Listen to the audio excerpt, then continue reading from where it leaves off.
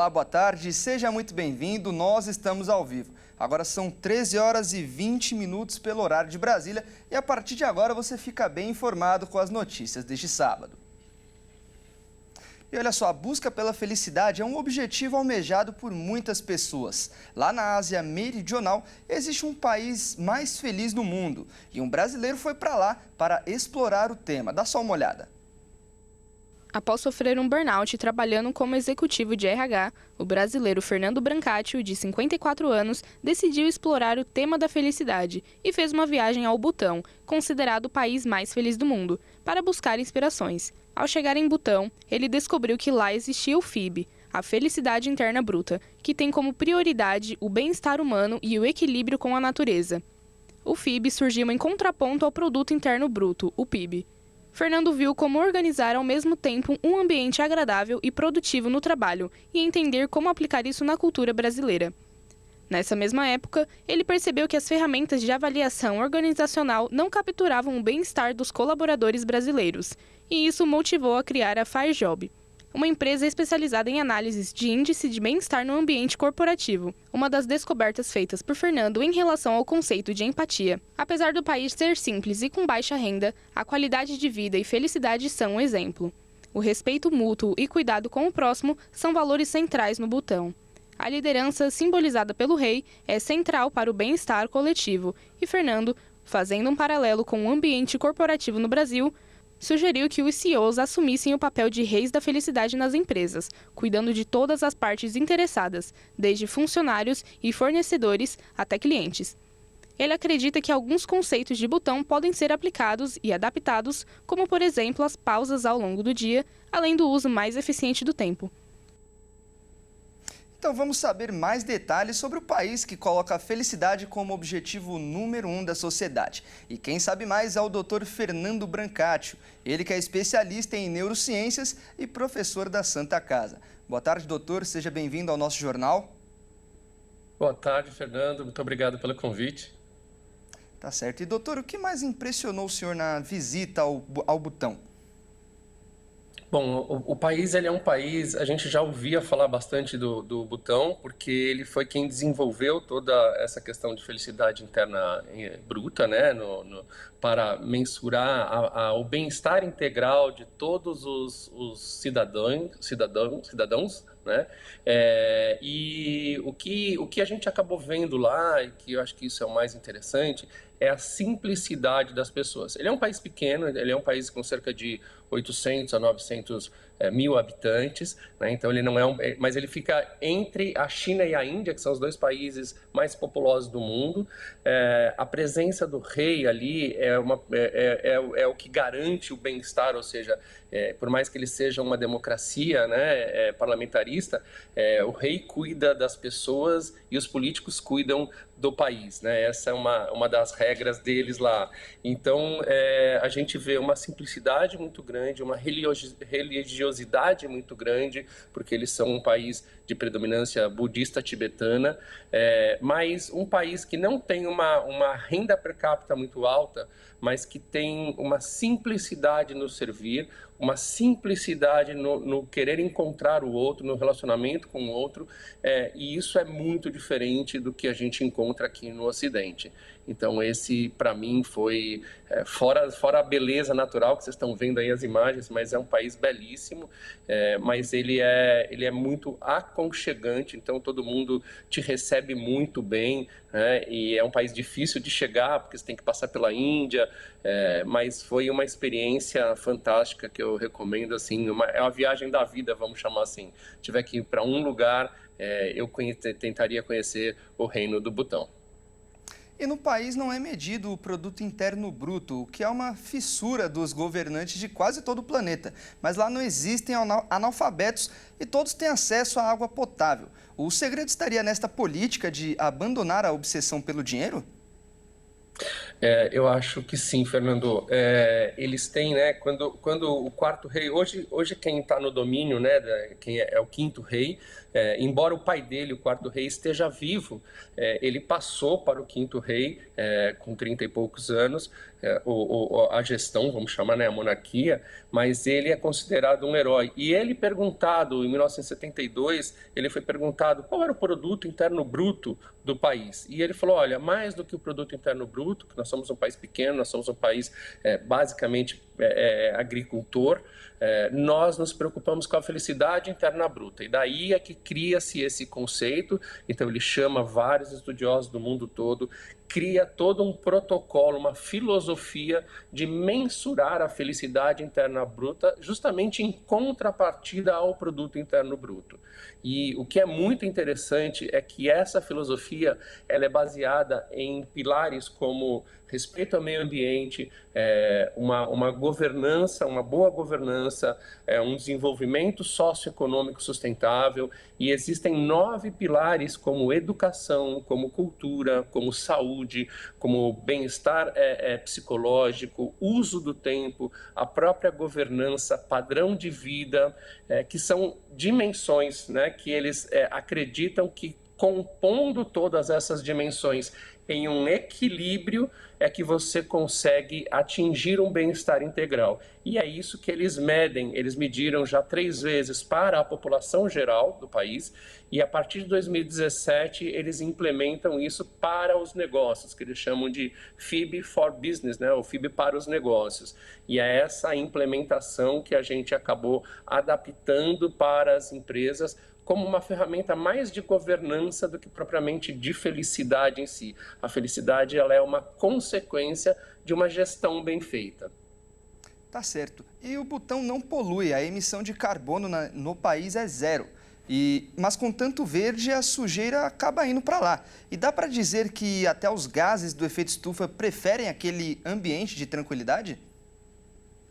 Eles também estão sofrendo. Eu estava outro dia conversando com o ex-ministro do Butão, ele deve vir em março para o Brasil, e nós estávamos combinando já a viagem, e ele falou, olha, antigamente nós tínhamos as quatro estações do ano muito bem demarcadas, né? Eles estão entrando agora no inverno, e ele falou, de alguns anos para cá, mesmo nós não poluindo, mesmo sendo o meio ambiente uma das dimensões, né, e um dos pilares, né, a conservação e o convívio com o meio ambiente, que esse é uma questão global e não é uma questão local. Então, por mais que nós não criemos esse problema, nós estamos no problema, né? Então, o que a gente costuma dizer é que, por mais que a gente fale assim, não estamos no mesmo barco, mas a gente está no mesmo oceano, ou seja, independente do barco que você está, o oceano, ele é um só, né? Vamos dizer assim, né? O planeta é um só e a gente acaba sofrendo também as consequências. Mas eles são um país muito responsável socioambientalmente. Eles têm, inclusive, dentro da carta, né, magna deles, uma obrigação de preservar no mínimo 68% da mata ativa, essa mata, né, que a gente vê, essa mata nativa. Então eles têm uma consciência, principalmente ambiental, muito, muito diferente, muito avançada do que a gente vê nos países, principalmente ocidentais. E para quem não pode ir até o Butão, o que deve fazer para evitar ou até mesmo combater o burnout, que é uma doença de trabalho que afeta cada vez mais as pessoas? Então, Fernando, essa é uma pergunta que, principalmente este ano, as empresas vão ter que se fazer melhor, porque a gente aqui no Brasil está entrando com uma nova regulamentação, uma revisão da NR1, né, que é a norma regulamentadora, e que incluiu os riscos biopsicossociais como fatores também de obrigação da empresa de cuidar. Então, dentro desses riscos, obviamente que você cuidar da qualidade, da sua qualidade de vida. Então, primeiro o indivíduo. Óbvio que a empresa, óbvio que o governante, mas primeiro o próprio indivíduo tem que cuidar. E aí a gente vai falar aquelas coisas que as avós já falavam e que continua sendo verdade, né? Cuidar da alimentação, cuidar do exercício físico, né, do movimento, cuidar das relações interpessoais. Existe o maior estudo sobre felicidade da Universidade de Harvard, ele está na 4ª geração, é um estudo com mais de 85 anos, e esse estudo ele comprova que as pessoas que se perceberam mais felizes durante a vida não são aquelas mais ricas, nem as mais poderosas e nem as mais famosas. São aquelas que cultivaram melhor os relacionamentos de qualidade. Então, o segredo está num bom relacionamento. E isso seja em casa, isso seja no condomínio, na vizinhança, isso seja na empresa. Então, cuidar das boas relações, cuidar, né, de você estar em paz. O que mais eu vi no Butão, Fernando, foi exatamente a paz, né, que talvez a questão da religiosidade, mas a paz que as pessoas demonstram. Então, assim, quando você está em paz com você, e obviamente que você tem que ter condições para essa felicidade, para o bem-estar, que é o papel do rei de um lado ali, né, dentro daquele reino, mas que é, por exemplo, o papel de cada CEO, né, de cada diretor de empresa, de cuidar da paz, de cuidar do mínimo necessário para as pessoas e que vocês esteja compenetrado em fazer bem aquilo que você está fazendo, aquilo que você está se propondo, mas em fazer o bem, além de fazer bem aquilo que você faz, fazer o bem. Então isso é considerado como um dos principais pilares para ser feliz. E a felicidade, ela sempre como resultado e não a felicidade como um objetivo a ser alcançado, né? A felicidade ela é a consequência de uma vida bem vivida. Tá certo, professor. Muito obrigado pelas informações. Eu mesmo, nas próximas férias, já vou organizar uma viagem para este belíssimo país. Muito obrigado pela sua participação e até mais. Eu que agradeço, Fernando. Até mais. Bom ano para todos nós. Igualmente. Grande abraço. E a gente continua com o nosso giro de notícias. No Peru, um ônibus caiu de um precipício de 150 metros e matou 6 pessoas. E até o momento, outras 6 estão desaparecidas. O veículo saiu de Lima e caiu nos Andes. O veículo saiu de Lima, capital peruana, e tinha como destino final a cidade de Pomabamba. 430 quilômetros depois, na província de Mariscal, Luzuriaga, o ônibus caiu de um penhasco com mais de 150 metros. De acordo com o relatório da Direção Regional de Saúde de Ancash, até o momento 32 pessoas estão feridas, além de 6 mortos e outros 6 desaparecidos.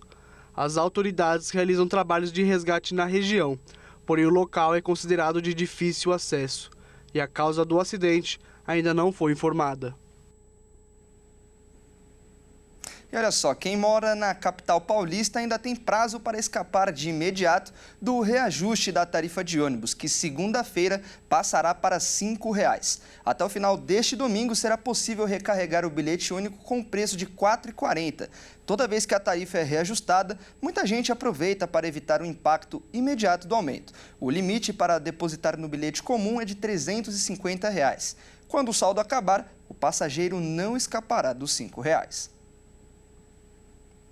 E terminadas as festas, milhões de brasileiros estão refazendo as contas no primeiro fim de semana do ano.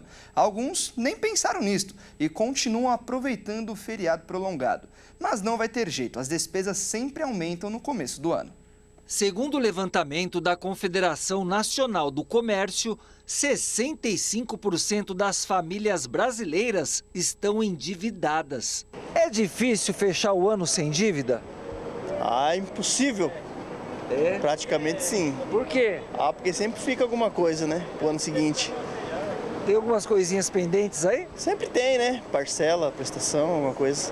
A pesquisa mostra que o principal motivo do endividamento é o cartão de crédito. Umas coisinhas é meio difícil para pagar, mas a gente vai forçando a barra e vai tentando dar um jeitinho, né?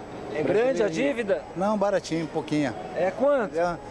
Quanto? Uma dívida. Uma dívida a gente vai levando. A gente vai levando e vai tentando pagar. Cartão de crédito é uma boa ter ou não? É uma boa ter, porque ele tem muitos benefícios que podem te trazer, dentro da educação financeira, que podem te trazer benefícios, né? Com maturidade, ele só vai te trazer benefícios. Agora, sem maturidade, é melhor você não ter o cartão de crédito e administrar o seu dinheiro até administrar, anotar, ter teto de gastos, até você ter maturidade. Esta educadora financeira dá uma dica para quem está endividado, quer resolver a questão até mesmo a longo prazo. Analisar essas dívidas, entender essas dívidas, saber qual está te cobrando mais juros e o segundo passo, depois que você analisou as suas dívidas, é negociar. Né? Depois que você negociou, você vai ter duas alternativas, né? Ou você vai parcelar e a pessoa, ou vai pagar à vista para você ter mais desconto, se puder, se você tiver o dinheiro. Se você tiver o que vender, né? Tem um carro, tem um imóvel, se tiver o que vender, vende para pagar as suas dívidas. Se você não tiver, você vai parcelar ou até a possibilidade de repente, algum empréstimo para que você tire todas as suas dívidas e troque por uma só. Mas isso a gente só sabe calculando, colocando tudo na ponta do lápis. Dívida solucionada. E depois, o que fazer para não se endividar mais? Agora tem que respirar, planejar, saber no que errou. Se concentrar aí para a gente colocar uma meta de gastos dentro das suas finanças, né? Aquela meta de gastos que a gente fala do governo tem que ser na nossa vida também, né? Uma meta de gastos para alimentação, uma meta de gastos para diversão, uma meta de gastos para compras, para a gente não extrapolar, para a gente dizer para onde vai o nosso dinheiro, ao invés de deixar ele indo embora e a gente só está vendo ele dar tchau. Então, a ideia da meta de gastos é R$300 para diversão, acabou os R$300, acabou a diversão do mês. Ou seja, tem que ter uma meta. E o segredo para você não se endividar nunca é anotar diariamente, não é mensalmente. As pessoas acham que é mensalmente ter uma planilha. Não, é diariamente, todos os dias saber para onde seu dinheiro está indo. Uma dica legal para manter a saúde financeira é a seguinte: usar 55% do salário para contas de sobrevivência. Luz, alimentação, esses gastos que a gente precisa pagar mesmo, assim, que a gente precisa ter uma vida, o básico da vida. Até 15% do salário para mimos próprios.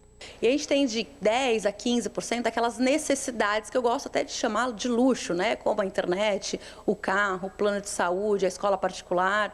Esses são luxos, né? Que nem todos os brasileiros têm a possibilidade de ter. 10% para diversão e 20% para reserva de emergência. A educação financeira não é só o futuro, é o presente também, é viver bem. Então, a gente também tem que pensar em todas as realizações que a gente quer ter. Viagens, aquilo que a gente quer muito comprar. É importante a gente também se planejar e ter uma porcentagem para isso. Mas se a gente pegar aí 10%, 15% do salário só para reserva de emergência, já está ótimo. E nada melhor do que falar com um especialista no assunto. Eu vou conversar agora com o presidente do Conselho Regional de Economia da Bahia, o Edival Landulfo. Ele que também é professor e educador financeiro. Edival, boa tarde e seja muito bem-vindo. Boa tarde, Fernando, e a todos e a todas que nos assistem. Só uma ressalva, eu sou vice-presidente, ainda mais nesse país que vice sempre tem alguma possibilidade de querer assumir a cadeira antes do tempo. Eu sou vice. Tá certo, Edival. Muito obrigado pela correção. E para começar, eu gostaria de saber, na verdade, todos gostaríamos de saber como está o endividamento do brasileiro.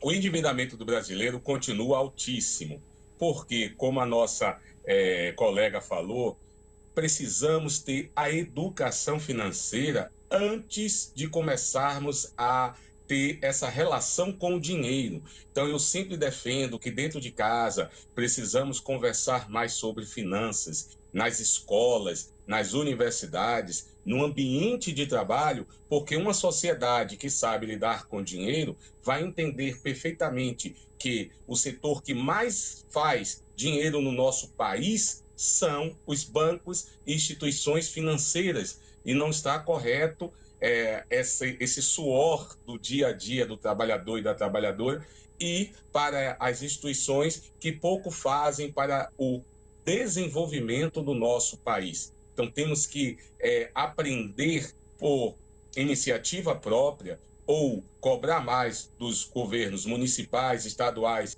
e federal a implantação de educação financeira em todos os ambientes, esses nos quais falei, porque se a gente continua gastando muito mais do que a gente ganha, porque não tem uma renda suficiente ou porque acha que precisa realizar primeiro os sonhos e os projetos antes de criar um ativo, que é aquilo que vai colocar dinheiro realmente no nosso bolso, a gente vai comprar passivos como apartamentos, carros financiados, e isso vai tirar um bom dinheiro do bolso de todos por causa dos juros compostos, que todo mundo conhece como juros sobre juros. E atualmente, uma família tem alternativa para evitar uma situação como essa? Sim, as anotações. Hoje temos aplicativos, temos as planilhas de Excel, mas eu sou um defensor da premissa que a escrita desenvolve os dois lados do nosso cérebro, seja ele o emocional, quando a gente quer comprar, e o racional, porque ao colocarmos letras, números, o nosso cérebro ele vai exercitando e vai prestando mais atenção apenas quando a gente vai fazer uma digitação nessa planilha. Então, é entender que o orçamento ele não precisa ser uma anotação de despesa, ele é um planejamento futuro que eu trago para o presente para entender como eu vou poupar aquele suado dinheiro para aproveitar, seja o carnaval, que são daqui a 3 meses, seja o São João, que aqui no Nordeste é uma festa muito importante, seja para o próximo final de ano, ou uma viagem que já tenha programado para as próximas férias. Eu preciso colocar isso no orçamento anual e trazê-lo para o momento atual, porque aí sim eu vou entender que aquela poupança e depois o início do investimento, seja ele em renda fixa, seja ele em renda variável, é para realizar esses projetos. Então isso tem que ser aprendido e discutido dentro de casa, no ambiente profissional, porque temos esse ciclo virtuoso onde vamos aprendendo com os nossos erros e acertos. Tá certo. E o Brasil é um país onde quem não deve não tem, certo?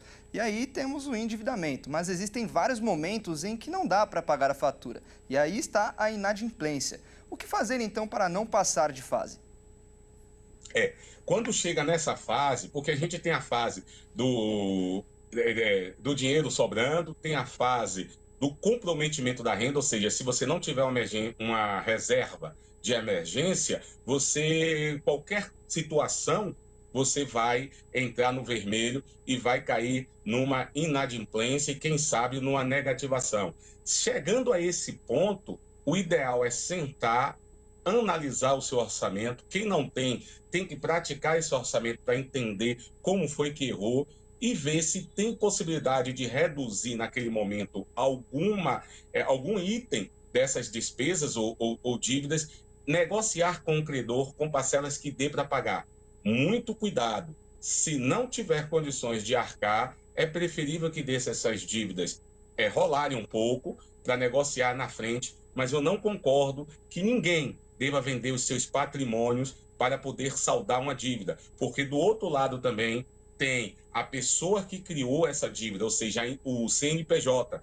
As empresas também precisam entender que se aquele contribuinte, se aquele assalariado ou assalariada não tem condições de comprar com aquele limite que foi dado, essa empresa também assume uma parte desses gastos. Então, ela pode esperar um pouco para receber, porque não é justo que a pessoa que criou com tanta dificuldade o seu patrimônio se desfaça no momento para poder ficar tranquilo. Eu costumo dizer, se eu devo uma pessoa até amanhã, a preocupação é minha. Mas se eu devo uma empresa e depois da manhã essa dívida já passa, a preocupação já não é mais minha, passa a ser dessa empresa. Na hora que eu tiver dinheiro e equilíbrio financeiro, eu volto a discutir os pagamentos. Tá certo então, professor. Muito obrigado. As suas orientações vão ajudar muita gente, inclusive pessoas que estão trabalhando neste jornal. Um excelente 2025 para o senhor. Muito obrigado pela participação. Todos nós, um feliz 2025. Dinheiro pode não trazer felicidade, mas felicidade traz dinheiro. Com certeza, professor. Grande abraço. E a gente muda de assunto porque agora é hora de falar de esportes aqui no Plantão de Sábado. E quem traz as informações é o Pedro Veraldi. Boa tarde, Pedro. Seja muito bem-vindo. E o tenista João Fonseca trouxe o primeiro título brasileiro em 2025, não é mesmo? Isso mesmo, Fernando. Boa tarde a você, boa tarde a todos que nos assistem. Nessa madrugada, João Fonseca fez uma grande atuação e conquistou o Challenger de Canberra, na Austrália. O brasileiro enfrentou o americano Ethan Kim, venceu por 2-0 e abriu o ano com o pé direito para o Brasil. João chegou à final sem perder um set, e na decisão não foi diferente. O brasileiro controlou o jogo contra o americano e não passou por apuros em nenhum momento. A vitória marca o primeiro título do tênis brasileiro em 2025, feito conquistado logo nos primeiros dias do ano, e também marca a evolução do carioca de 18 anos, que com o título deve subir para a posição número 113 do ranking ATP, que é o circuito que organiza os campeonatos do mundo todo. Essa é a maior colocação do prodígio brasileiro. O próximo compromisso de João também é na Austrália. O jovem se prepara para o Aberto do país, que é o classificatório para o primeiro Grand Slam da temporada, que é um dos 4 torneios mais importantes do calendário do esporte. E agora a gente vai trazer uma notícia não muito boa de um jogador do Corinthians. O camisa 10 do Timão se envolveu em um acidente de trânsito na Argentina. Conta essa história pra gente, Pedro. O acidente foi com uma motociclista, que infelizmente morreu.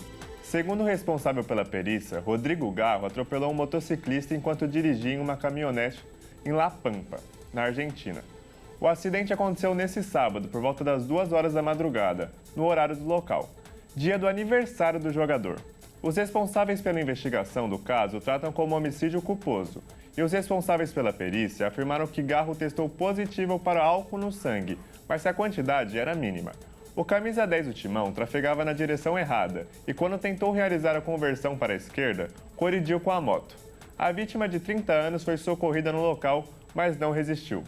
O Corinthians se pronunciou e afirmou estar acompanhando o andamento do caso. O atleta foi liberado e já está em casa depois de prestar depoimento. E nós também vamos continuar acompanhando este caso para trazer mais notícias sobre o caso para você. E para quem estava com saudade de assistir futebol, a Copinha já começou, não é mesmo? Pois é, Fernando. A Copinha é o maior campeonato de categorias de base do Brasil, onde jovens promessas são reveladas todos os anos para o futebol profissional. Hendrick e Estevão são os exemplos mais recentes. Nós temos a participação especial do Vinícius Nasa para falar da competição, que já começou, né? Vini, seja muito bem-vinda. Onde você está agora e fala pra gente sobre a Copinha.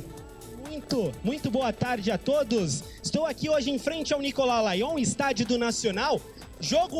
Um time até que no momento está jogando contra o Canaã, time lá do Distrito Federal. Nós estamos, como falado, já ao vivo. Até então o jogo está 1-1. Os dois times acabaram marcando de pênaltis. E mais tarde, às 3 horas da tarde, nós teremos Vasco da Gama contra 15 de Piracicaba. As duas equipes que avançaram na última temporada para a próxima fase foram para a segunda fase. O Vasco acabou passando até a terceira fase, porém o 15 de Piracicaba caiu ainda na segunda. Agora, falando um pouco sobre o 15 de Piracicaba, é uma equipe que é um pouco mais experiente, já jogou a última Copa Paulista com algumas dessas peças que estão hoje na Copinha, então é um pouco mais tranquilo para esses jogadores. Mas por outro lado nós temos o Vasco, que é um time muito multicampeão nos campeonatos de base.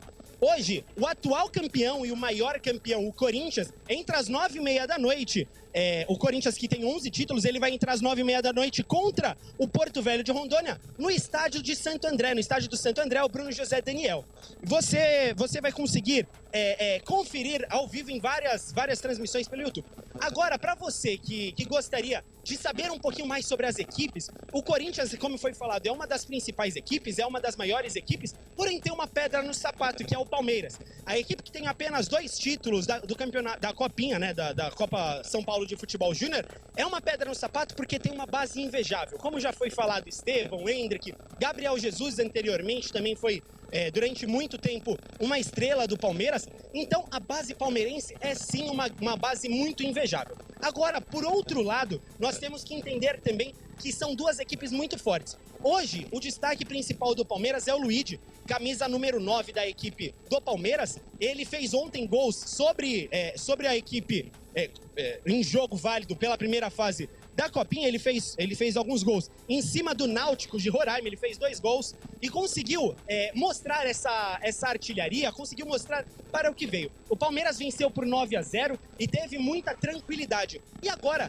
é ver os próximos episódios, ver os próximos capítulos, para ver como que o Palmeiras vai se sair nessa Copa São Paulo. E agora vai uma dica aí para você que é torcedor, que gostaria de acompanhar o seu time do coração. Para entrar no estádio, não vai ser que nem nos últimos anos, que é só chegar e entrar. Através do aplicativo Bipfoot, que é um aplicativo de reconhecimento facial, você vai fazer todo o seu cadastro, vai ter que fazer o reconhecimento facial e mostrar qual o jogo que você gostaria de ir. No momento, o jogo entre Nacional e Canaã está no intervalo, então os torcedores eles acabaram saindo.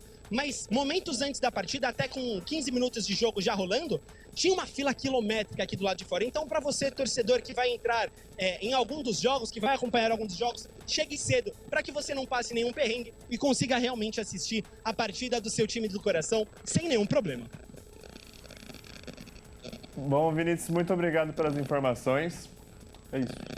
Tá certo, Vini, muito obrigado. E a gente vai continuar com essa participação especial nos próximos jogos para trazer mais informações. Muito obrigado, Vini. E o atacante Vini Júnior, o atual melhor jogador do mundo eleito pela FIFA, se envolveu em uma polêmica de agressão na partida de ontem, não é mesmo? Isso mesmo. Inclusive, ele pode ser suspenso por alguns jogos. Na partida entre Real Madrid e Valência, o atacante Vinícius Júnior foi expulso por uma agressão clara no goleiro adversário. E dependendo do julgamento, o brasileiro pode chegar a ficar 12 jogos sem jogar no campeonato da Federação Espanhola. O lance ocorreu aos 32 minutos do segundo tempo. Nesse momento, o Real Madrid estava perdendo por 1-0, até que Vinícius Júnior e Dimitrievski se desentenderam dentro da área do Valência. O goleiro puxou a trança do atacante, que respondeu com uma agressão. O árbitro foi avisado pelo auxiliar do VAR, expulsou o brasileiro e amarelou o goleiro da Macedônia. O Real Madrid virou o jogo e em suas redes sociais, Vinícius postou: "Perdão e obrigado, equipe". O caso ainda não foi julgado fora do campo e, dependendo da forma que a Justiça do Esporte da Espanha caracterizar a agressão, o brasileiro pode ficar até 12 jogos sem poder ser relacionado em partidas da Federação Espanhola. De acordo com o Código Disciplinar da Federação Espanhola, Vinícius Júnior será suspenso por no mínimo 4 jogos de forma consecutiva. Bom, Fernando, por hoje é só. Uma boa tarde para você, uma boa tarde para todos que nos assistem. Até mais. Tá certo, Pedro. Muito obrigado pela sua participação e um ótimo fim de semana para você. E essa edição fica por aqui. Eu agradeço demais a sua companhia. Continue ligado na nossa programação. Um ótimo fim de semana para você e até mais.